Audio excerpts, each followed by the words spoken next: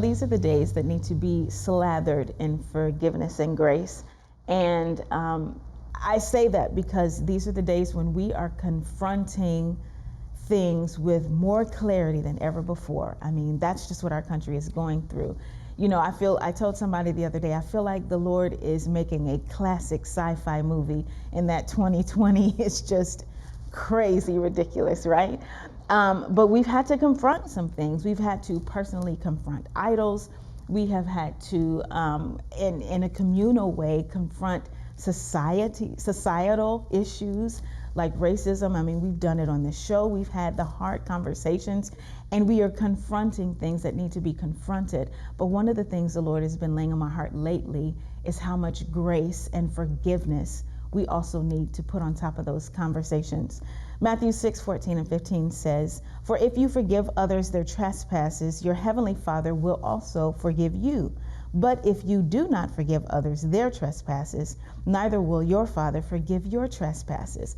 And this is a if then, if not, then not kind of situation where, you know, we're not used to considering the word like this, but if we choose to not forgive, we are setting up ourselves to not be forgiven. Right. And, you know, as a woman of color in this society, I have had to confront things and offenses that need to be confronted. And don't get me wrong, they absolutely need to be confronted. My friend the other day had the N-word written on the sidewalk in her neighborhood. We're having, I mean, the things are real. Apart from things that we see in the news, there are those of us living this every day. And still the Lord tells me, but you have enough grace because I've lavished it on you. You have enough grace to add to the situation. I was walking in my neighborhood the other day, and a white woman said to me, "Do you live around here? Because I've never seen you before." And I mean, it kind of threw me for a loop because I've been a spicy girl back in my day. And as the Lord has sanctified, you know, things out of me and grace into me, I just said, I sure have, you know, been walking every day right past your house, I guess, and decided to respond to her in grace. But that was actually the easy moment. The hard moment was going back home and deciding to forgive her for creating in me a tension that I do my best to avoid because it's painful, it's hurtful, it's sad. And so one of the things the Lord has been teaching me is, one, I cannot expect everybody to be in the stage of healing that best suits me at the time. I can't expect that. And two, forgiveness is not an option, it's required.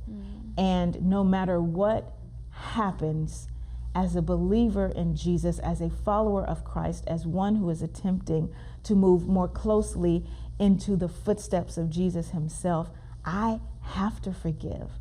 I have to be able to move forward, as hard as it is, as much as it makes me uncomfortable to walk around my neighborhood and creates ripple effects in my life.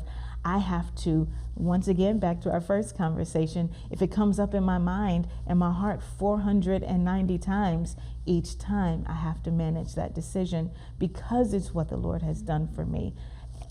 Because and he says right here, if you do not forgive others their trespasses, neither will your Father forgive yours. Well, I'm not trying to get to heaven and be turned away for something as small as that. And when I think of what that means, then all of a sudden that becomes as small as it is.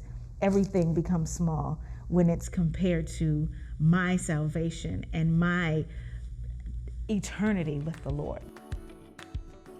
Hi everybody, I hope you enjoyed this video. Subscribe today and you'll never miss a new upload. Thanks for being a part of our Better Together community.